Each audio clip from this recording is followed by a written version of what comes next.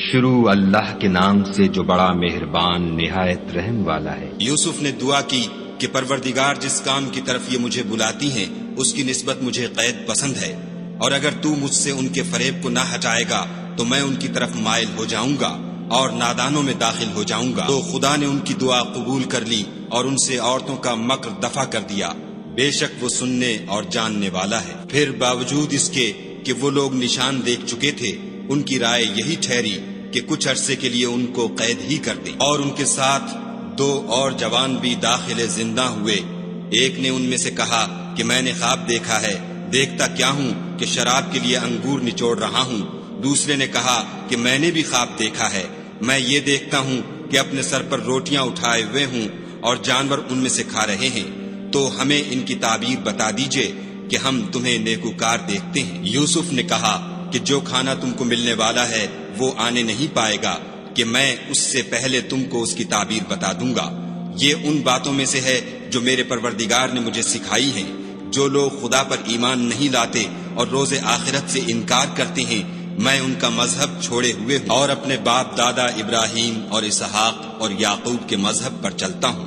ہمیں شایع نہیں ہے کہ کسی چیز کو خدا کے ساتھ شریک بنائیں، یہ خدا کا فضل ہے ہم پر بھی اور لوگوں پر بھی، لیکن اکثر لوگ شکر نہیں کرتے۔ میرے جیل خانے کے رفیقوں، بھلا کئی جدا جدا آقا اچھے یا ایک خدا یکتا و غالب؟ جن چیزوں کی تم خدا کے سوا پرستش کرتے ہو وہ صرف نام ہی نام ہیں جو تم نے اور تمہارے باپ دادا نے رکھ لیے ہیں، خدا نے ان کی کوئی سند نازل نہیں کی۔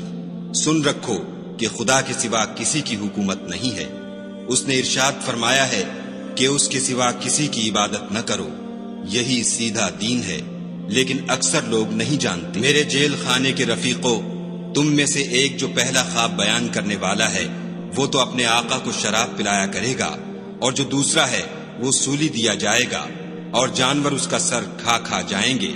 جو امر تم مجھ سے پوچھتے تھے وہ فیصل ہو چکا ہے۔ اور دونوں شخصوں میں سے جس کی نسبت یوسف نے خیال کیا کہ وہ رہائی پا جائے گا، اس سے کہا کہ اپنے آقا سے میرا ذکر بھی کرنا، لیکن شیطان نے ان کا اپنے آقا سے ذکر کرنا بھلا دیا، اور یوسف کئی برس جیل خانے ہی میں رہے۔ اور بادشاہ نے کہا کہ میں نے خواب دیکھا ہے، دیکھتا کیا ہوں کہ 7 موٹی گائیں ہیں جن کو 7 دبلی گائیں کھا رہی ہیں، اور 7 خوشے سبز ہیں اور 7 خشک۔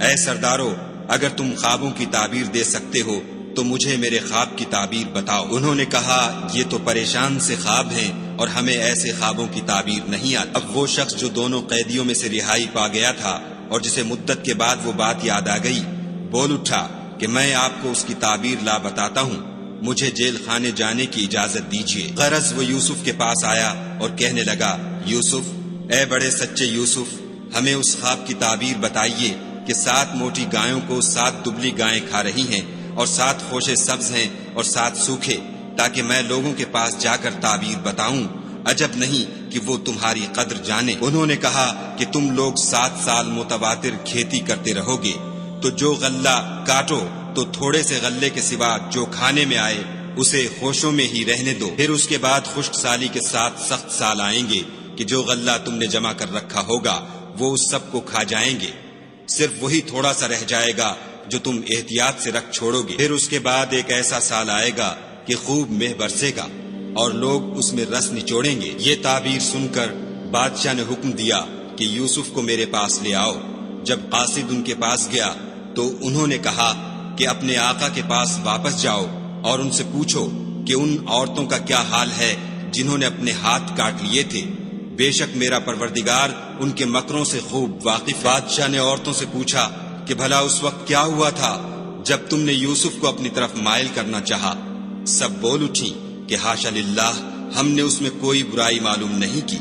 عزیز کی عورت نے کہا اب سچی بات تو ظاہر ہو ہی گئی ہے، اصل یہ ہے کہ میں نے اس کو اپنی طرف مائل کرنا چاہا تھا اور وہ بے شک سچا ہے۔ یوسف نے کہا کہ میں نے یہ بات اس لیے پوچھی ہے کہ عزیز کو یقین ہو جائے کہ میں نے اس کی پیٹھ پیچھے اس کی امانت میں خیانت نہیں کی، اور خدا خیانت کرنے والوں کے مکروں کو روح براہ نہیں کرتا، اور میں اپنے تئیں پاک صاف نہیں کہتا، کیونکہ نفس امارہ انسان کو برائی ہی سکھاتا رہتا ہے، مگر یہ کہ میرا پروردگار رحم کرے، بے شک میرا پروردگار بخشنے والا مہربان ہے۔